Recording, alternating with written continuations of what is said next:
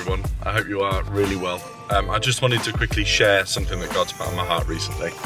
And it kind of started building from spending some time with the senior leader in my business at work and her sharing some concerns about her father's health and about small financial issues she had coming up.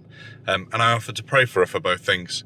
And at the end of the prayer, she said a few things which struck me. One, she said, "You know what, you haven't really changed through this pandemic, Scott. You've been fairly consistent all the way through, whereas other people have gone through real periods of undulating confidence." And she said, "I'm really surprised that you choose to pray for something so big like my dad and so small like this money issue. But you don't really believe that that's going to change stuff in the world, do you?" And I said, "Well, yes. Otherwise, what would the point be?" Which was blunt and seemed obvious to her when we talked about it afterwards. And I said, "But, I believe that when I pray to God, he cares about the big things in our lives and the small things. And the reason I feel so consistent through the pandemic, and we all have moments that people don't see, but the reason I feel consistent is because my treasure is stored in a different place. I don't live my life attached to things that are on earth." And recently, when we had a prayer session together in the church, God gave me a word and a picture.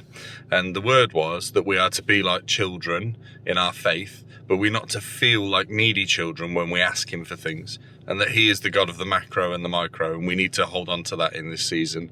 That offering everything to him is the way that we are to respond to things that are going on around us at the moment. And then he also gave me a picture of a blacksmith hammering out a sword in his workshop. And as we prayed around that picture, he revealed a bit more to me and said, well, the sword is like justice and truth. It can be wielded for justice and truth. And it's a bit like the kingdom on earth. It's about justice and truth coming to the earth. And the hammer is the blacksmith's tool. And for us as believers, our tool is prayer.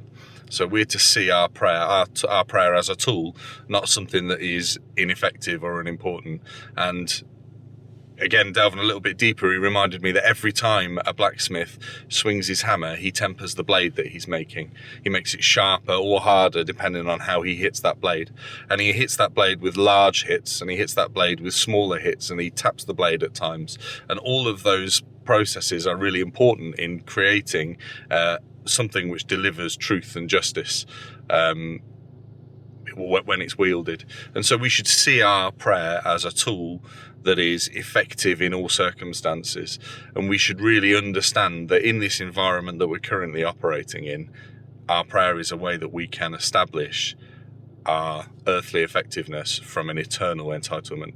And I just really wanted to share that with you today, that if you are feeling ineffective, if you are feeling that lockdown has got you unable to change things, that you can be a real blessing to people just through praying for the smallest of things for them and being clear about that you can really establish God's kingdom on earth by using the tools that he's given to you, and never to lose sight of how important that is. I hope you have a great week ahead, and I look forward to seeing everybody really soon. Take care. Thanks for joining us today. Search for us online and get information about upcoming events and more great teaching.